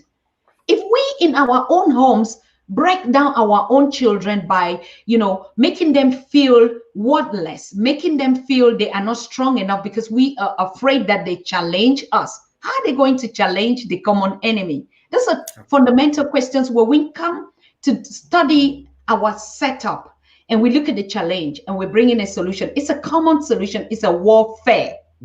Whether we like it or not, we want to build an Africa. Yes, we're engaging. We are united. We're not even disunited anymore.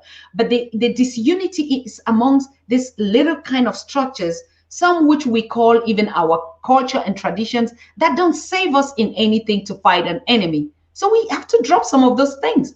We have to re-engineer our culture to see what are the things that we really were holding on to that are not.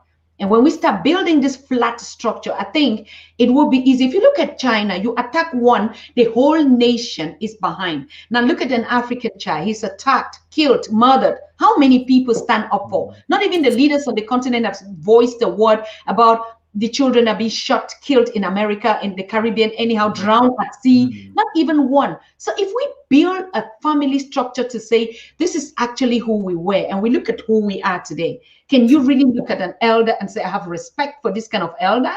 So the young people look at us like, you are mockery, and you want us to respect you. For what? When you don't even defend us, when you can't even teach us to fight, because you are busy fighting us even from within. So the family unit is very essential when we look at it, not just from a point of a man and a woman who is doing what, but we look at a common force. Who is the one that if he stands, we can all rally behind? Are they our children? Is the queen able to do this? Yes, he's able. So we're not looking because he's a queen. It's a person that can play that role. So I think when we begin to engage in this kind of conversations, let us open up. Let us think even above just home and everything, but everything to defend that enemy starts from the home. Who is that African father that a rapist who come into your house, beat your daughter or your son and murder them, and you won't fight back? So it starts from there. Absolutely. No, I completely agree. I'm listening to you, and I cannot agree more. And I think we need to build courage, because we have, I feel, for too long time, we have sat and defined the problem. I think we can Many cannot talk about the problem. They can talk about why this is happening. They can talk about what's problematic generationally with many of our families. But what are we doing? And I'm saying this. It starts with me first analyzing myself and having a grip on who I am and who I'm shaping myself to become. Then I need to see the mirror of me in a sister before any relationship or before any involvement, but just to understand, because my sister is also a reflection of me. I'm a reflection of my sister. So we also need to be able to have conversations that maybe generations before us didn't have because they didn't know how to. So that's that for me, and this is my central point in this, what we're talking about tonight as well, that we need to start taking responsibility within our families. And I know what some will say, but Buntu, don't know my family. My family cannot talk. My family, nothing is happening. I'm sure that for most of us, something is possible. Maybe not all, maybe not everything, maybe not all the time, maybe not quickly, but something is possible. And you need to find that possibility. Yes, absolute. We have all failed. So what if we just leave all this gender kind of things and just understand that unity, we are united. How do we practice it? We have a continent that is being rooted off our hands in daylight. They're going to be building another a Chinese colony in Africa, in the nearest. We have our children in the diaspora and us locked out here, and we have to depend because the systems have made us like that. When are we going to actually realize that instead of fighting each other, we need to build ourselves and fight the common enemy? That is the essential point. And I want to thank all of us that have joined this conversation, particularly you, Dr. Baba Buntu. And like I said, we're opening up the lines to take some questions. It is so true that we need to unravel the puzzle, and the puzzle lives with us. It is a decision that we can all rise up today and we make it, and tomorrow we are different people. We don't need centuries again. Anyway, while the lines are open, if you have anything that we need to, you need to contribute or to share your opinion on this topic. I know it is, how do we say, these are the kind of topics that we say they're heavy because it has to do with change. It has to do with leaving some things or, giving up something. And it's not always usual or easy. But tomorrow we're going to get who on the show? Joshua Maponga King Marara. He's going to come up and he's going to tear these walls down. You know what? Because now we are realizing every day that there's some things that we think that we need to build. We don't need long to build them. Family, unity, love. They're already among us. But now we have to show it. We have to show it by defending our continent, defending everything that we own, defending one another. That is the practice part of the unity. Every other thing, seminars, and start thinking how we deal about ourselves, who loves who doesn't love who. Those are internal things. When we will be done, when we own our land, when we own our continent, we are at stake now, we're at war. And when people are fighting war, we don't divide back and go and start saying, oh, who hit my chick? Oh, it was because that girl or because the bride price. No, we shouldn't even be celebrating or marrying or doing things. We should stop at doing some certain things now and know that what is very essential is for us to move as a force, get something first, and then we start building these structures. It's so lovable when the governments are telling us all these issues there. Oh no, we have an agenda that what, and every day we see ourselves drowning and drowning and drowning, and we're not even realizing that it is not about any policy or any strategy. It is about war of who owns Africa right now. Who? And we are busy talking about educating. Anyway, it is okay. So, Baba Buntu, tell us, what are we going to be hearing about on Stuck? Because you'll not be live. We're going to be putting out these projects that you've been working out and giving to the Pan-African Daily every Monday. What is the audience expecting to know about Unstuck every Monday? Okay. So, Unstuck is a show where we look at the world, particularly through the eyes and experiences of African men. And we're not trying to say that that is necessarily the same for every man, but we know that there are a number of issues that we are troubled by and that we experience in the world, particularly as men. And you have also given some context to that, the judgment, the way the system comes for us, the way we are marginalized, the way unemployment hits us extremely hard, the way we are not able to play the roles that society expects from us because of systemic injustices. But that also creates problem, inner turmoil, economic problems, employment problems, leadership problems, societal and marital problems. Any problem that African men go through, we want to address it from an African male point of view and also find some answers and some recommendations to that. So normally what we do, we have guests in studio. We are going live from the Johannesburg studio.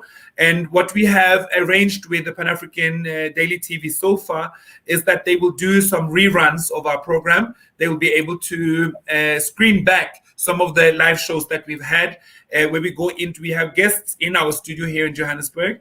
And we have incredible guests. I must say this. We have incredible guests who are open, who can be vulnerable, who are honest, who can talk about the difficult stuff that some of us struggle to find the words for. And through that, you'll be able to reflect, you'll be challenged to look at solutions.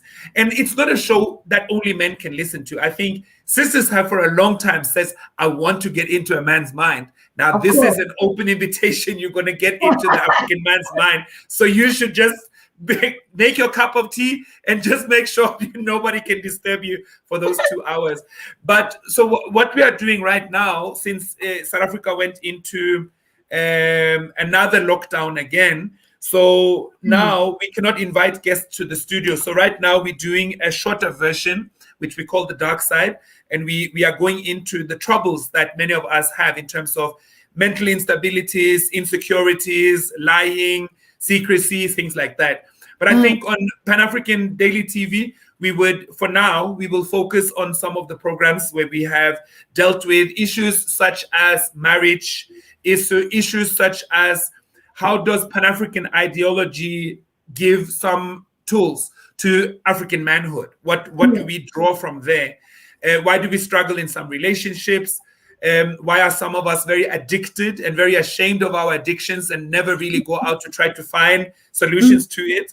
And what are so we don't just sit and talk about the problem. We want to get to solutions, and we talk to people who have really, really great solutions to offer.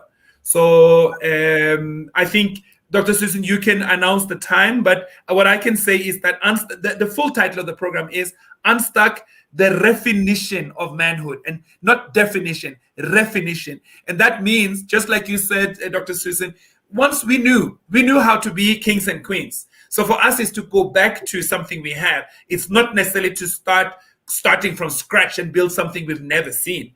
It's to bring back what we used to have in a way that it works for us in today's world. So welcome to Unstuck. I hope to see many of you there.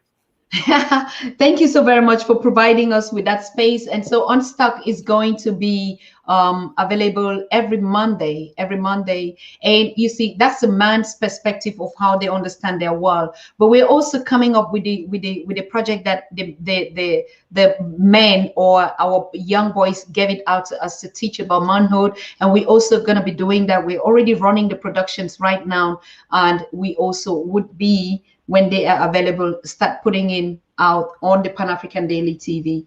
Date and time would be announced, yes. So we want to thank you, Baba. We want to thank you so much for your engagement and your work out there, your commitment, and coming to talk to us about this unit. So in part two, what are we learning in part two when you'll be coming back here? Right. So today we looked at, do we understand the African family? Do we understand how it was, what has happened to it, and what are some of the problems we sit with today? So in the next part, we're going to go into how do we form relationships? How do we choose good partners? For me, it's so significant within the Pan-African community that we talk about these issues, because until people like you come on board, Dr. Susan, this is one of the topics we never talk about in Pan-African circles. We just expect people to find partners and deal with that's a private affair. That's not something we can talk about here. But we all have some form of struggle with these issues. We all have scars and insecurities, and we have needs for information. So I think this is exactly the right platform, and I'm very honored that you're inviting this discussion into the platform. So we'll talk about relationships, we'll talk about marriage, but we want to talk about it in relation to power, because many of us feel disempowered by our relationships. Many men say that they don't feel that they are honored and respected. And many women also say that they're not honored and respected. So what is it that we're doing wrong?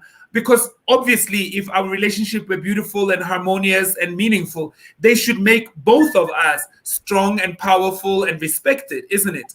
So how can we understand that better? And how can we also shape, like you said, Dr. Susan, it's so important. How do we mold and shape and demonstrate to young people who, like I said earlier in the program, I feel that a number of young people now don't even want to get married because they don't have a template. They don't see it working. They don't want what we as parents have provided. And that's sad to me. That's really sad. So what can we do also to bring young people into a better space and prepare them for what marriage and parenthood means? Ashe, thank you so very much, Baba. Thank you for being here with us. It's a great honor.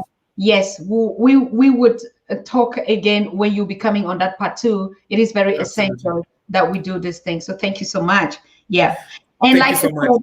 Yes, just stay a little bit with us while we're rounding up. It's like, you know, in this ministry, we don't leave some people behind. All of us are in together, and we open up and we close up as a family. So I just want to make some few announcements relating to this. There is a model that we're researching on in Uganda, I think Uganda or Rwanda, somewhere like that, where mothers have started. They organize themselves and they're teaching their husbands. Let's say so, husbands or men. It's called a school for men. And we saw that mother, it was like a classroom for real. It is not academics. It's just basic things. Sure. And you see the men, they put on their uniforms and they're sitting in class and they take this courses. So we're thinking it is the way back, the setup back to just say, okay, I can also learn. If I learn differently, what can I learn from some other person? Some other person can also guide me. And so it can also be my child, that we Africans or we of our own family unit should also learn, that elders will sit one day and then the young people will be teaching them. So probably all these structures and formats is what we have to try. It's not going to work all the time, because like I said, it's a change management process, and it takes time to do something new when you've been used to. But let's start. If we can start and just sit sometimes and allow our young people teach us. Just teach us, even if the thing is stupid, right? Everybody, if we believe that they have a purpose and everybody comes with knowledge given from the ancestors. So classroom education, that's why we are all frustrated with the miseducation that we've all had. Imagine we had to teach ourselves, like even our forefathers that never did anything, but they built all the structures. How did they do without schooling at that time or this kind of education? So we need to go back into the system of school, and education is a system where our children will go, but the first school start from home. And if we mothers will work full time and have to pay bills because the parents also or the fathers are struggling, then we see that everything is just falling apart. So maybe we'll need to start thinking differently, doing things different, trying other things. The ones that will work, we go with, and the ones that do not work, we leave it behind. And that's how we can all move. So I want to say thank you, all of you that have watched, all of us that are contributing here, particularly our biggest sponsor that is always here with us. Today, we discovered that you could do a monthly subscription on our YouTube channel. Patrick was just... It's an option. You mustn't take it, but we're saying it's an option that is out there. Some people are also saying, you know, contributing every time is like, yeah. And people who are dropping also, we also know that these platforms, it's like an affiliate. Yeah, you give, they take their own percentage and that. Yes, but of course, that's the fair way of doing things. If you find comfortable with doing it that way, you go to a membership. You can see the membership subscription is there. You want to pick a membership for $5 a month or $10 or $20 or how much you can give. That is dependable on you. It is not a force. It is just an offer and something that is available. As usual, yes, the contributions are still going on. You want to use Sele. We have a cell number that was corrected because the numbers were not actually put in place on PESA for those in East Africa, because we have a lot of followers in East Africa community from the continent that want to donate and to support the work of the Pan-African Daily and even the scholars that are coming here. Not just our work, but we put the fund and also support projects as people reaching out to us very, very I mean, underprivileged, the ones that can't even, I mean, I don't want to put it out here. We're all suffering from that, but there's really some under us that really are really different. We understand that. So when we collect these funds, we also disperse the funds. We're not using the funds for anything for us, but so if you feel like, please do not hesitate.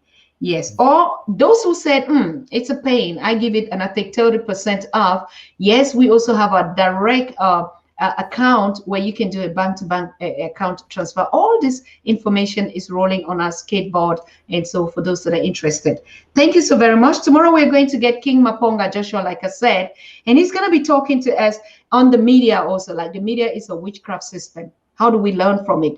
Particularly the modern media, the mainstream media, is just like a witchcraft system that drains our brain and put in some kind of stuff that we don't need. So what are the kind of medias the Africans should be referring to? The Pan-African Daily TV, of course, and other platforms that are talking exactly what we need. That should be our primary source of information. Shut down the televisions. They don't make any sense to you. They only bring you headache and whatever. Watch the new kind of formats. We don't have those mega structures, but of course, every day we are here putting out. There is Sister Shanice out there. There's Dr. Mumbi out there. There's Wademaya out there. Who are not out there? A lot of these sources, even the diaspora channel in the Americas, and all these structures that are actually educating. Now we have the media. Now we have the breakthrough. Where do we focus? What are the programs our children watch? What is it that we watch every day at home? It is very important. King Maponga is going to orientate us on that tomorrow. But he's also going to touch the question of what did Christianity and Islam bring to us African apart from trouble? You know him, all his topics and what he's going to tell us. And the third thing, Africa, you have a common enemy. Ambassador Wallace said it. China is right at our door. How do we empower the United Kingdoms of Africa so that we give the powers over to the young people? So tomorrow is going to be another hot session with King Maponga Joshua Marara. We missed him a lot. Yeah, he's also been suffering some challenges with health a little bit, not that serious, but now he's back on his feet and he'll be us live tomorrow. So be in time, tune in. Yes. Tune in. I also hear people that will say, oh, Dr. Susan, we keep asking, to me, where's the technical support? To me and ER, we are streaming. Please, the boys are just, you know, they're having their own break parties. They forget that we're at work. I need to connect this. It's dying off. Yeah. So I'm so sorry. Yes, but that's how it works, isn't it? So we have a lot of feedbacks of questions of people who are saying, yes, we really want to be a part. We want to donate, not just financially, but we also want to contribute. We are coming up with a special, like I said, conference for young people with Professor James Small. I don't want to tell you what he's going to be teaching them. You already know. And this conference is open to all Pan-African young organizations with their members. We want to get at least 5,000 people on that conference. It's going to take place on the 31st of July.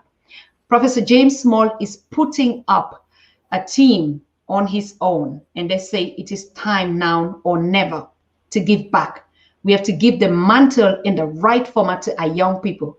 So this conference, we're going to do it in a format that can accommodate as many as possible. I think we'll be using a Zoom or something, but we'll be streaming also live on the Pan-African Daily. So please make sure when we send out the link for registration, you start registering your organizations. We're going to do a trailer just to advertise it. The flyers are already coming up this week. Professor James Small is saying now or never. We listened to the conversation with Ambassador Wallace, and we say it is not about diplomacy or whatever. It's about action. What should the young Africans be doing to defend their territories in every means possible and necessary? And it's all about unity. It's just about unity. Nobody is going to give arms to our young people. That has never been our culture. It is just a unification of the young people and teaching them how to take responsibility of themselves and to defend themselves, to create jobs for themselves. Yes, you know it all, right? So that conference is coming on the 31st of July, which is the last Saturday of July, and is going to be the breakthrough. is going to be the breakthrough. So please make sure you disseminate this, send out this information as much as you can. All Pan-African youth organizations and movements on the continent, in the diaspora, in in the UAI, or in UK, or in Europe, all you have to register to be a part of that conference with Professor James Small and others. Okay, good. So that is the action step we are taking, and we must move forward. I want to give a shout out also to my collaborators out there that are doing the same work like us, and we keep on pushing up that light. Thank you so much. We see us tomorrow. Baba Buntu, thank you also so much. You want to say a last word, or bye-bye, or whatever? No, I just want to say thank you so much for the incredible work that you do and the great speakers that you bring into these classrooms of knowledge. And I'm just want to also say thank you to everyone who watches, everyone who takes notes, and everyone who's already involved in the solution. I think we must never forget there are people who are part of the solution every single day, and they don't get airtime. They may not be known on any platforms. Their names may not be spoken outside of the little community where they work every day. So we hail you up. We thank you for what you do, and don't give up. It's hard to be the solution in this world, which is so disjointed and troublesome. But some of us have been called, and we can do absolutely nothing else than what we're doing right now. So thank you for being part of the solution, and let's go forward. We can, we will, and we must do this. Thank you so much. Beautiful. We can, we will, and we must do it. We're closing today, and we see us tomorrow, same time, with King Joshua Maponga. And we're saying good night to all of you. Thank you. I see Kofi, you're late. Yes. Ayoka F4, thank you. Also, you were late as well, but at least you're here. At least you're here. We see Brother Leo Ride is there saying Bayete, Bayete. Yes, Bayete. Bayete. Yeah, Bayete, Bayete. Who is in the room again here? Johnny Boy, you were on time. Even Sanovia Ridley, you were also on time today. Juditaria, thank you so much for moderating also and supporting us.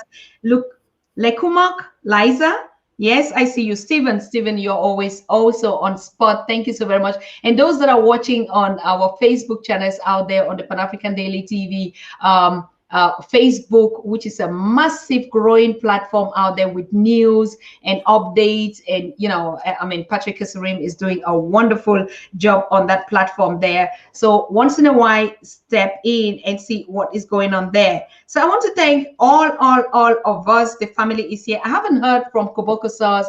Is she all right? If you hear anything from her. We also haven't heard from Kalen, Queen Kalen. Carrie Banks, you're right here. Thank you so much. I responded and I sent you the information about Queen Nadada yesterday. I hope you got that message. And she sent her email. We'll also be transferring it to you, and that would be fine. Miss Peace, thank you so much. Thank you so much, Miss Peace. You Soto Warrior, always on spot and always on time. We want to thank you for being here with this on this conversation with Dr. Baba Buntu. Al Even.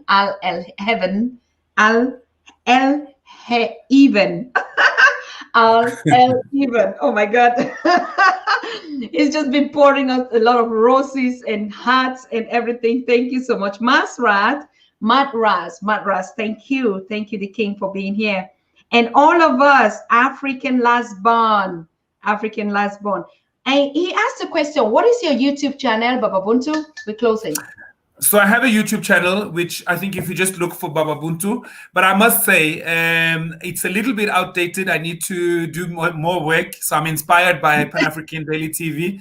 I'll step up. So we've for a long time have used Facebook more, but we see the need to also come back on the YouTube channel. But if you search for Baba Buntu, there's a number of videos that should come up. They may not be. Most of them are not from this year, but they should still be relevant. So thank you for checking them out. Yep. Kenston Singh, I see you. Kenston Singh sounds from the Indian. And Mace, you're also here. Thank you so very much. I want to thank every one of us. Like I said, even those that are watching from platforms that we don't read their chats currently now because we're focused here. Kwame Stevens, you are also here. Thank you so very, very much. And yes, peace out there to us people. Have you seen our wall of our celebrating our heroes of yesterday, today, and tomorrow? I think we just dropped that wall out there. Patrick was publishing it today. If it is not yet public, I think it should be public any minute from now. Desiree and Da was also here and is still here. Act for You is also here. Johnny Boy, I already said that. I'm just greeting the community because, like, you know, this is a Friday evening. It's Friday, and a lot of you are going to be jump packing out, going back to celebrate. I don't know what life is, getting back to discos, to dance in our clubs, and just meet at cabarets, drink a beer, or celebrate the comeback season. And some people were like, oh, you know, we buried COVID, bye-bye. We don't have anything to do again with you. We're getting back to our normalcy. So we want to thank all of you and all our celebrants and people that we're celebrating in any kind of format, whatever it is, we are celebrants, as Africans. So thank you so very much. We see us tomorrow, same time, with King Maponga on spot. Bayete, asante sana, madese.